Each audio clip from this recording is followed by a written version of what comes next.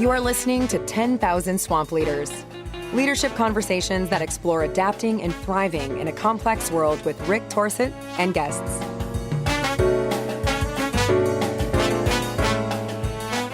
Hi, everybody. This is Rick Torsett, and you are at 10,000 Swamp Leaders, the podcast where we talk with people who've made a decision to lead in the world and the choices they've made about dealing with very difficult challenges in the world that come as a consequence sometimes of making the choice to lead. Today, it's a cool opportunity for me because I have somebody that I've known for a while here, Lea Ranalder, who, Lea, we met a few years ago at a different organization, Ren 21 in Paris, and I've been following your career and your work for that moment on. You're in a different place now. You're a program manager officer for human settlements, the UN Habitat. You're going to need to explain that to us as to what that is. But I know you're quite keen and interested in cities, and you are working in one of the craziest, biggest cities in the world, Cairo, Egypt. So welcome to 10,000 Swamp Leaders. How are you? Thank you very much, Rick, for having me. Pleasure to be here. So before we get into any of the details of your work, share with people what you want them to know about who you are, what you do, maybe a little bit about why you've chosen this line of work, because you've been at it a while and you got a lot of passion for it. So what do you think people need to know about you to get them oriented for our conversation? Sure. I mean, there are many things probably to know about me, but from a professional perspective, I'm an environmental scientist who's always had a big passion for energy, a topic, by the way, that I just stumbled across. It was a course in university that was the last leftover course to take because I was too late to sign up for any other topic. And I got absolutely hooked on the topic of renewable energy and the importance of renewable energy, not only for the energy transition's sake, but also for an opportunity for better socioeconomic development, job creation, air pollution, and so on. So I've been a renewable energy enthusiast now for the longest time, but not as an engineer, so I'm not the person that you would see here constructing windmills, but more from a policy perspective and what it means for people. And so I've worked for a while now on renewable energy policy, but then specialized on cities and renewable energy in cities. And for me, that was an opportunity to bring together two things that I'm really passionate about. Renewable energy on the one hand, but then also people, communities, and the local level, and the collaboration at the local level. And if you look at cities, I think a city is a very tangible thing for most people. Most of us live in a city. Many of us might have seen our mayor or at least somebody working in a city government. Several people are involved in NGOs, in local organizations. So the city is something that's very close to all of our hearts. Yet if we look at what they do when it comes to climate action and renewable energy involvement, they're starting to be stakeholders on the scene, but not to the extent that would be necessary. Cities account for almost 3/4 of global greenhouse gas emissions and a similar share of energy demand, yet they don't really have a seat at the table when it comes to these discussions, nor at climate negotiations, so the COPs, neither at when it comes to renewable energy choices and action. So for me, it was really, this is a very difficult and crowded and space, but also that makes it even more interesting to be in that space and see what can cities do, how can cities be part of that global conversation when it comes to the energy transition, but then also tackling climate change as a whole. This is what has brought me then also in the end to UN Habitat and here to this crazy and loud and polluted city and beautiful city that Cairo is, and a very exciting place to be working here with UN Habitat specifically on the COP27 preparations, which will be taking place in less than 30 days. Wow. So give people some perspective, if you will, because there will be some people for whom they're finding out for the first time that the UN is somehow involved in this initiative. they may have a more conventional understanding of what the UN work is. So what is you representing the United Nations attempting to do and facilitate, both in COP and beyond that? I mean, I think the UN has always been seen as a convener and using its convening power and working closely with national governments. And that's what we're doing here. So I'm here in Cairo working really closely with the COP27 presidency. What does that mean? And I think this is where it's incredibly exciting to be in Cairo right now, as the COP27 presidency has said, we want to work on the topic of sustainable cities. That's a big, big shift in the discussion. As I said before, in the past, local governments have been fighting for their seat at the table. And now there's a COP presidency that says, we don't only want to have you as part of this conversation, but we want to launch an initiative really speaking about sustainable cities. And that's an initiative that has been now put together in collaboration with UN Habitat and also facilitated by ICLEI, which is a local government network. So it's an opportunity to work across all of these different things, all of the urban fabric, working on making our water supply more sustainable, speaking about sanitation at the local level, how to build our houses more sustainable and more low carbon, speaking about urban energy and more energy access, higher share of renewables in cities, recycling and urban waste and consumption in general, and using that as an opportunity to really think about how can we create cities that are better than our cities are today? How can we create cities that are more resilient to climate change? We've seen the heat waves. For everybody who's lived in a city, the heat waves have been even hotter. I used to live in Paris, 6th floor, pretty much under the roof. During a heat wave, I mean, there was no way you could be in an apartment anymore. It just became not feasible anymore. So this link of climate action, climate adaptation, but also thinking about how cities can be key drivers of mitigating climate change is a very exciting space to be in. And also, as I think, a space that excites people because they can see the changes also firsthand. Maybe, just to say, we've seen some really cool stuff happening in cities. For example, some cities saying, okay, we're taking now away the space for parking and rather turning it into a pedestrian street with trees. What is the effect? It's a space for community. It's shaded. It's safer because, kids can play in the streets and have a space to play in the streets. And it's also, it's green. It combats air pollution. You have fewer cars, you have more trees. And these immediate changes that can happen at the city level, also sometimes rather quickly, is something that for people in the climate space, if we speak about the COPs, they sometimes can be so distant.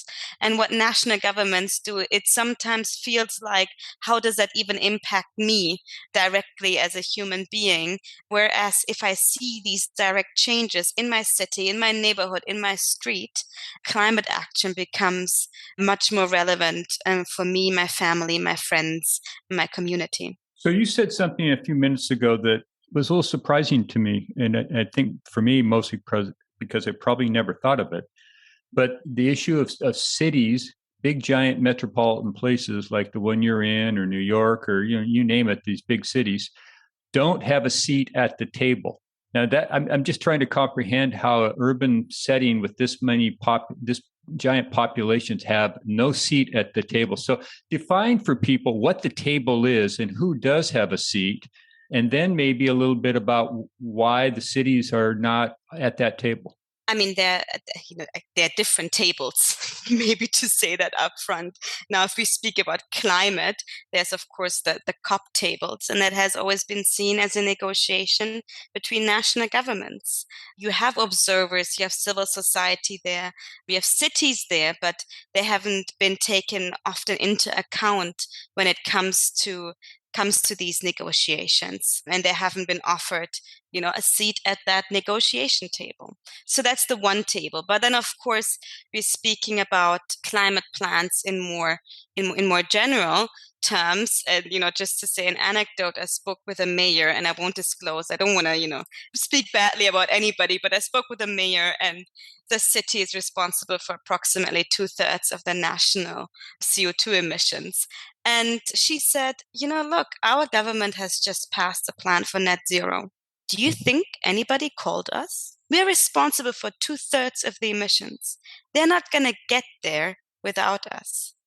How will this happen if we cannot have a constructive conversation between national governments and local governments on collaboration on climate action? How can climate action happen if I, as a city government, cannot even finance local climate action? If I can't even finance anything without speaking directly with my national government counterparts, I don't have access to national financing mechanisms. I don't have access to markets, because as a city, I don't have the right to have access to such markets. In many places in the world, cities have almost no tax base to collect money. So how can they take these important decisions that need to be taken also at the local level, and how can they make sure they can collaborate with the national governments? That's always the million-dollar question, and what is referred to as, this multi-level climate action and the importance of multi-level governance, and understanding that climate change is not something, it doesn't stop at borders. Climate change is not just because there's one country. There's not only one country affected by it. It's everybody on this world is affected by it. And that also means that everybody has an opportunity and must contribute to tackling it. And that's not only national governments. They have a very, very important role in setting the frameworks and allowing other stakeholders to come in, but it's also local governments, it's businesses, it's civil society. All of them must be in this together. And that's why collaboration on climate action is so important. It's absolutely key. That's what will get us there. Okay, so let's talk about collaboration then. I suspect that officially and unofficially part of your remit is to find ways to bring different stakeholders and different parties together in a collaborative conversation to see if you can make some progress on some of these challenges. Is that a fair guess? Absolutely. So talk about the challenges that you're experiencing with collaboration. And I suspect you've been in this collaborative conversation in prior endeavors and different entities that you've been part of. But what do you know about collaboration? What are the challenges of it? What have you learned about maybe some of your own secrets about how you can begin to foster collaborative conversations? That's an excellent question, Rick. And I think collaboration, we think about collaboration when we speak about climate action at the very, very big level, global collaboration. That's the one part. But then I would say when it comes to climate collaboration and collaboration in general, we need to first start small and think about how do we even collaborate with our teams, with our colleagues, with our communities. And here, understanding that we all have differences and different things that we can put on the table and different perspectives and learnings and that constructive criticism brings us further, that learning from each other brings us further, and that often listening is the best medicine for any conflict or preventing any conflict. And that's something that I think we speak about, the importance of multicultural and collaboration, and the importance of being able to understand different culture contexts. And this is, if we speak about climate change, this is so important. Maybe just to say an anecdote, that's back when I was a student and we were sitting there. I did a very international master's program, and we were sitting there, mainly Europeans, finding what we thought was the amazing and best solution for tackling climate change. And then one of my colleagues from Ghana said, "Oh, this is very cute, you guys. This might work in Europe, but that's never going to work in Ghana. Let's look the reality in the eyes. We can't only design solutions that are one size fits all and that might work in one specific context, but not in another one. We have to be realistic that Africa accounts, I believe, for 2% of the global emissions, but we are trying to put solutions from other places of the world into a context that might not even meet the needs of people on the ground. There's a need for clean water, for energy access, for many, many other things, for development in general. And how can we make sure we can enable the climate agenda to also be a development agenda at the same time? This is something that shouldn't be forgotten and needs to be tackled in conjunction. So that's, of course, the one type of collaboration. And then when it comes to global collaboration, in these times of crisis, I think speaking about global collaboration sometimes is quite hard and also hurts, to be honest. And if I look at global collaboration around the climate conferences, on a bad day, it makes me really sad. When we have COPs after COPs, we have conferences and events and we're signing MOUs left and right between national governments, yet emissions are higher than ever. So this can be a really difficult space. And just as a side note, yesterday was Mental Health Day, and I just learned about that there's a big movement for people in the climate space, for climate mental health, because it can be exhausting to see destruction, to see heat waves, tornadoes, floods, and to see that people are losing their lives. And it feels like we're not doing anything. So it's that frustration is there. And I think it also needs to be acknowledged and spoken about. Yet, if at the same time, I'm hopeful that we do see a wave of more collaboration and that we are seeing a rising importance of collaboration in the climate space, that we are starting to realize when it comes to renewable energy in specific, that renewables are actually cheaper than fossil fuels, that we're starting to realize that climate change doesn't end at borders, but it's cross-cutting, it's global. Pollution of rivers doesn't stop just in one country just because there's a border. So that also solutions need, it's a messy problem, a wicked problem, which needs, of course, also, it's not an easy solution, but the solution can only be collaboration. That's the only way out of such a wicked problem. You can criticize the climate conferences for what they are. I mean, I think there's a movement also criticizing them, but I still believe they're the best forum that we have to bring everybody together and also bring together a large community working on many different topics. This idea of convening, so COP is a convening mechanism. It's a holding space. It's a container. People who travel to get there understand that. And you're meeting them when they arrive, you and obviously a lot of other people who put a lot of thought into what we're going to do when we gather, when we convene, when we're in that container. And I know you're a veteran of several COPs. So how do you show up differently, given just what you said, that you've been down this road before? There's a lot of talk, a lot of aspiration, and then not much happens. I'm curious, how does Lea sustain herself? How do you take an angle into this conversation that may lead to a different outcome based on your wisdom and experience of how it tends to go? So what's your plan? Because this is only, as you say, 30 days away? So how do you plan to take your wisdom and your knowledge and your experience from prior COPs and bring it here and see if you can get to a different place? For me, this year is going to be very different because if everything goes well, we will have a ministerial meeting on urbanization and climate change, which would be the first ever to happen.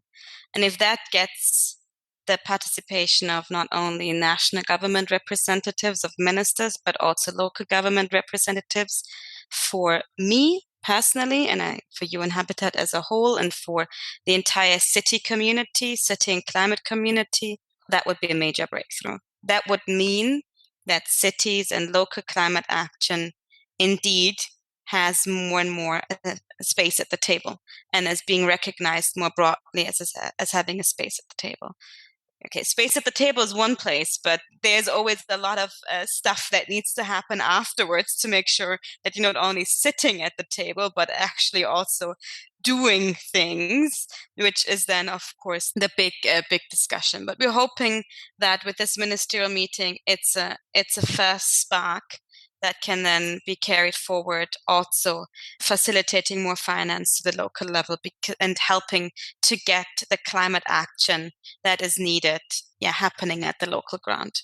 That would be, for me personally, extremely exciting, and also give hope that there's a change possible and that we can work on these issues. Apart, of course, that there's these discussions going on how can we move towards more implementation, how can we put a bigger focus also in Africa. I mean, this is an African COP, so there is African voices will be there, loud and strong and clear. So I do hope that this will be also heard around the world, and will also lead to more climate action and more support, and more, as I mentioned before, this link between having the climate agenda also go hand in hand with the development agenda. I'm thinking you and I have had conversations in the last few years that have some aspect of what I'm going to say here, which is this distinction between being in an organization with a position of authority and leading, because they're not always the same thing, meaning that we've all had experiences in our organizational positioning to see a need for some kind of leadership from above, and it doesn't show up.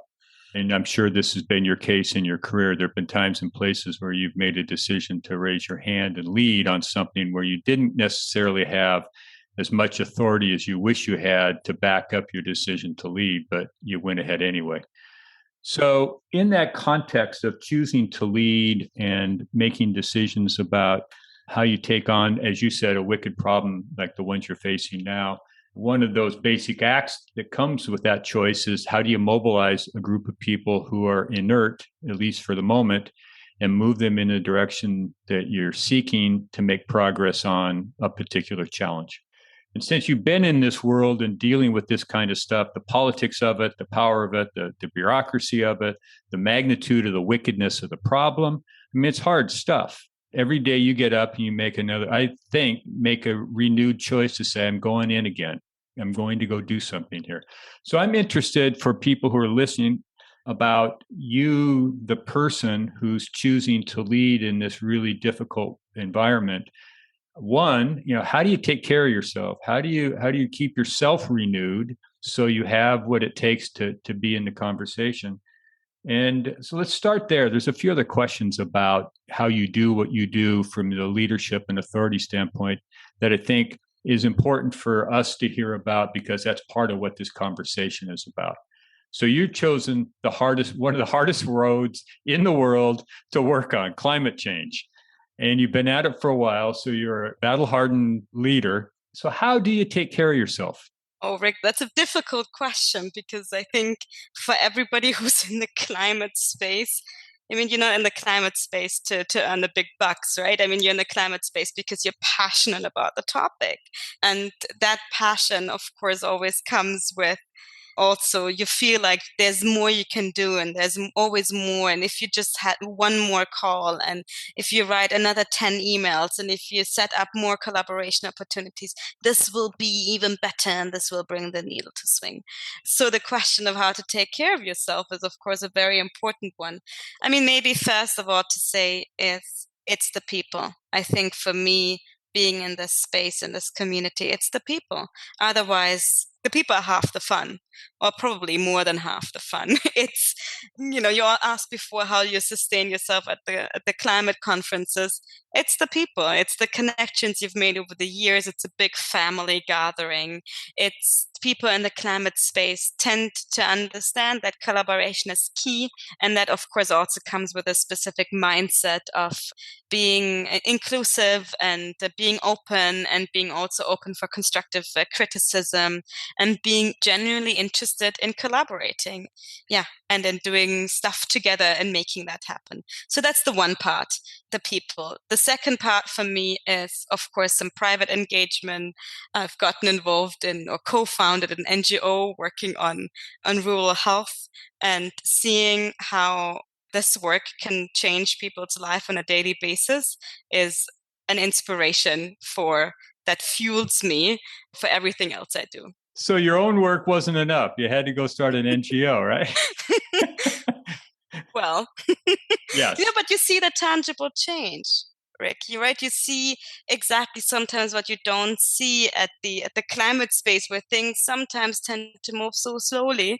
In my NGO work, it works on health, and we're supporting clinics in Uganda, and you see that a change there, and it's supporting doctors and nurses there literally save people's lives. So that gives me lots of hope and good spirit and energy. And I think then, of course, I would say the usual stuff, which is I'm trying to sleep well and eat well and do sports. That sounds very idealistic and is not often working out the way I envision it. And I think many people working in that community probably know what I mean. That's not to discourage more people to join that community, because I actually fundamentally believe that in the future, almost everything that we will do in one way or the other will have to have a climate angle to it, if we are really serious about turning this ship around and getting action happening. All right. So I was going to ask you a different question, but this piece you just said here at the end provokes. So you've been in this conversation for a good long time now. Are we really serious about dealing with this? Ask me on a good or a bad day. That's, I think, always the question. I think, are we serious about this? I would hope to be able to say yes, but emissions are rising. Probably the answer is we should be serious about this, and we should be more serious about this. But we cannot only set targets and then not stick to them, because that's what we see is happening. We see, by the way, not only at the national level, this is happening everywhere. We're seeing national governments, also local governments, businesses setting, first of all, these flashy, nice targets, have a beautiful ceremony cutting a ribbon, and then the action that's following up afterwards is not enough. Or we look at what these targets actually mean, and then we see that it's only for a tiny, tiny bit of their own, for business, it would only be a tiny bit of their own operations. Or for city government, it's, okay, we're going to go to renewable electricity. But that's, it's hardly enough to get us over to really make sure we don't go over every single tipping point that our ecosystem can hold up with. Because in the end, if you take a step back, will our Earth survive? Absolutely. Will we be part of it? That's up to us. So, and I think, the Earth doesn't care about our targets. It cares about our action. And I think sometimes we need to really put that in front of our eyes, that it's up to us. It is really up to us. And I believe that this generation right now, we are the last ones who can really tackle climate change before it's too late. And that's a big responsibility, but one we need to take on. Okay, so hang on here. So let's go there. What defines the last generation? Who is that group of people? Because we know we got, in theory, multiple generations roaming the planet right now. So who are we talking about? Everybody. So generational time, meaning if you're alive now, you're part of the generation that is the last generation that has a shot at making a difference here. It shouldn't only be up to the people who are now, let's say, turning 18 and slowly entering the workforce. This is a multi-generational issue. And if we speak about generational justice, and this is not to point fingers, but this is an interesting conversation I'm having with my parents. Don't exactly quote me on the numbers here, but I believe between the 60s and today, so most of, where my parents' generation have been alive, I believe 40 or 50% of our global carbon budget has been used. So this coincides with a period of wealth creation in many European and North American and other countries. It coincides with a much better living standard, which is fantastic. It's not to say that people shouldn't live comfortably, but at the same time, that also means that's a reality, that a large chunk of the carbon budget has been eaten up.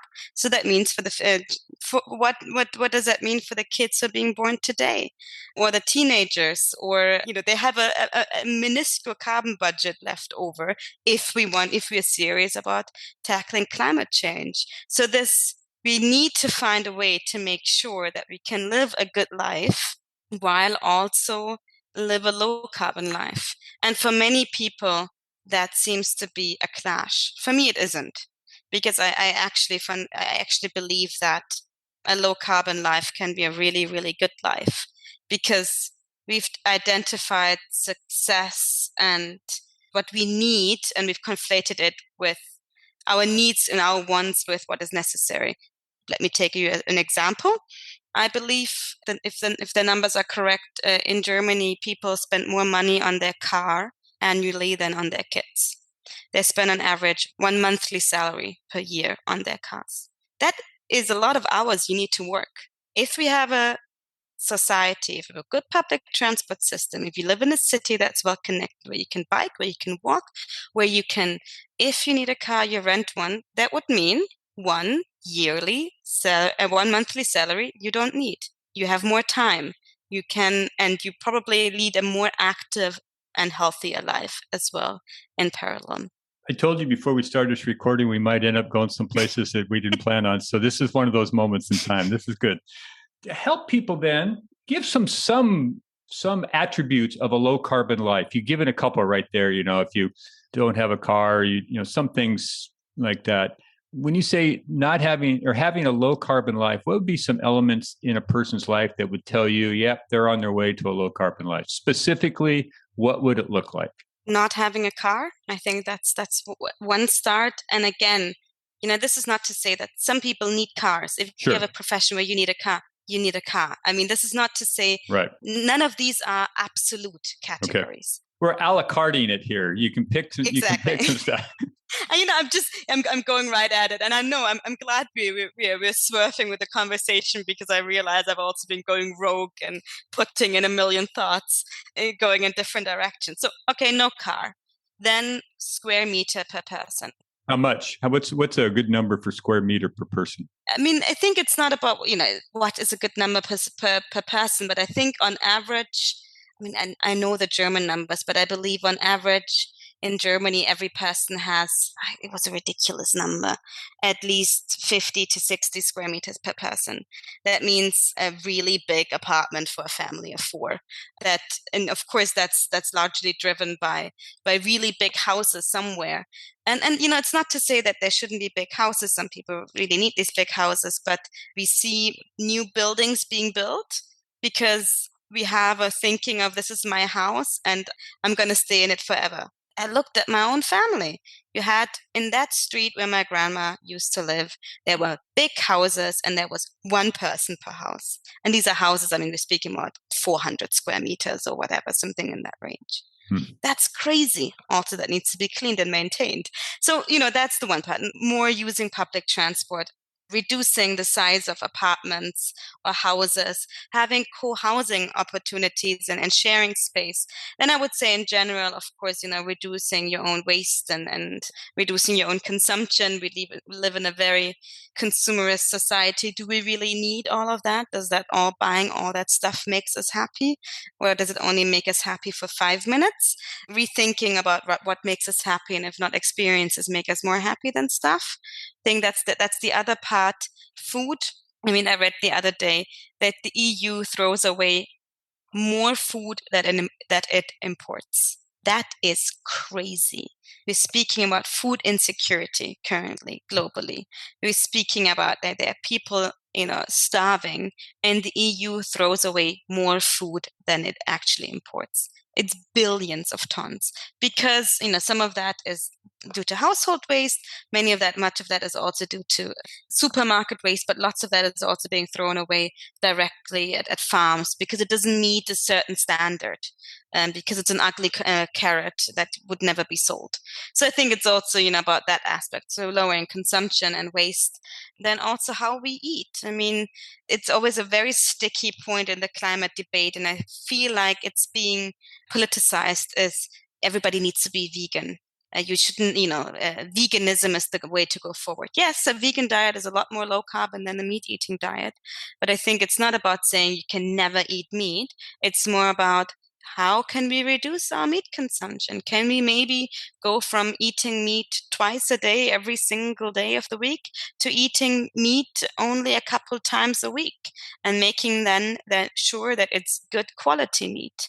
And if we buy meat, that we don't throw it away on top of that, because that's just ridiculous. Having an animal It is. lose its life for you to eat a steak, for that steak then to rot in your fridge. So making eating meat a special occasion, and the same goes for other dairy products.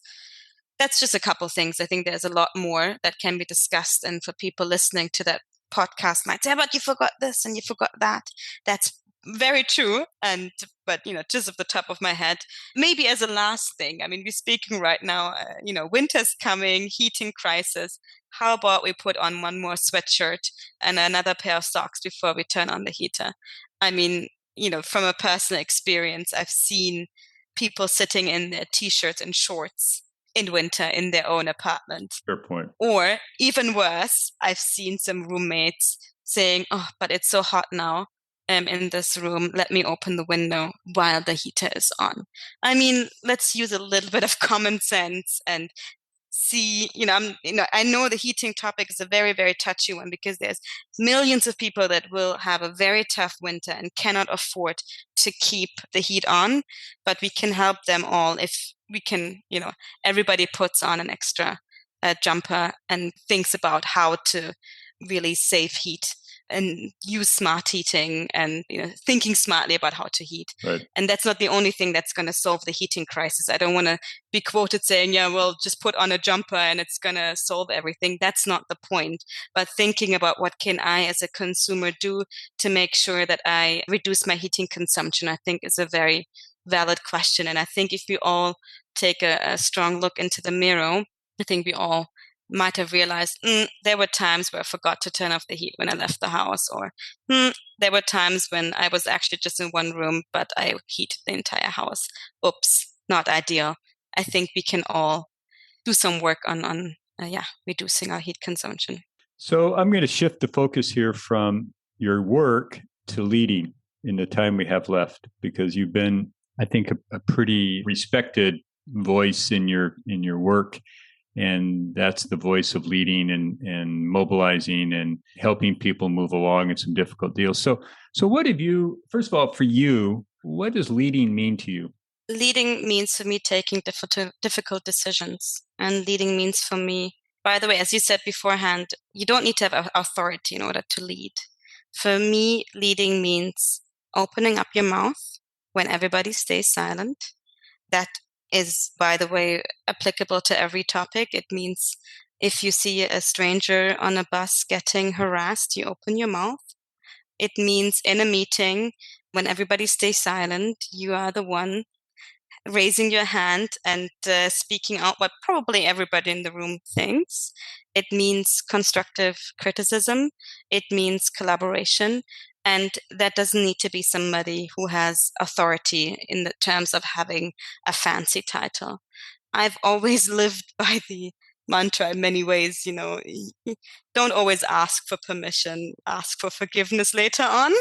And it has worked to a certain extent. I mean, I think you don't always need to have everything cleared and green lighted before you do it. But, if you sometimes take a risk and say, okay, I'm going to take a leap of faith here, I'm just going to do it. And I hope it's going to work out.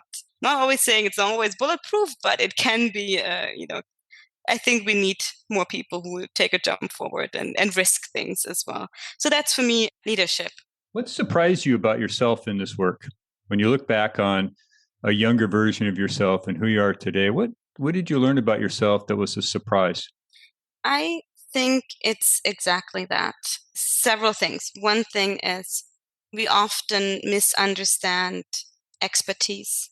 that you don't need to be an expert on a topic in order to ask a question, or you don't need to be an expert on every single thing in order to make a contribution. Sometimes it's also valid to ask questions. And I've often, a younger self was ashamed to ask questions because I was afraid I was going to sound stupid. And now I've realized only if you ask questions and if you question the status quo, you can learn. You can also inspire other people to ask questions, and that is an opportunity to change the conversation. So I think that's the one thing, if I look now back at me, 15 years ago, is I'm now a lot more comfortable with also acknowledging, I don't know this. I'm going to ask a question. And I've seen it, as I said, more times than not, that this has changed the conversation. That's the one thing. And the other thing is as well, if you always give, it's not a surprise, but more a learning that I've taken is, if you always give more than you take, you get ahead, and you build a community, and you can inspire people. And if people see that you're doing something with passion and that you are in this topic because it's a passionate topic, they're more likely to join you and follow you. And showcasing that it's not only about the topic, but the people and the community that you build around a topic has really been something that I've learned over the years. That as I mentioned before, the climate community is a great community to be in, very collaborative, and using that as an opportunity and learning from that is great. All right. So I'm also a card-carrying member of the school of thought that says, as a leader, we learn more from our failures than our successes. And given that we've got people behind us who are listening to this and trying to develop some skill and some capacity to lead, they learn from their peers and their elders, of which you qualify. So what's one or two things you've learned the hard way about leading because it didn't go so well for you? And what counsel do you have for people with regard to that? Did you just call me old? No, I didn't use that word. I euphemistically referred to it that way, but I didn't use that word. I think my biggest failure has been not to ask for help. It has really been thinking that I can do everything, and that asking for help is a sign of weakness. And I really want to encourage everybody to ask for help when you need it, because not only does it save you from a potential burnout, but also there's always something that's not as important as you think it is.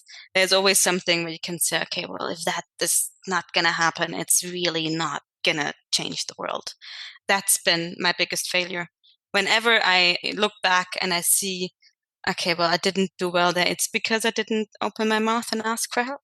And I paid a big personal price in the process. All right. So last question for you.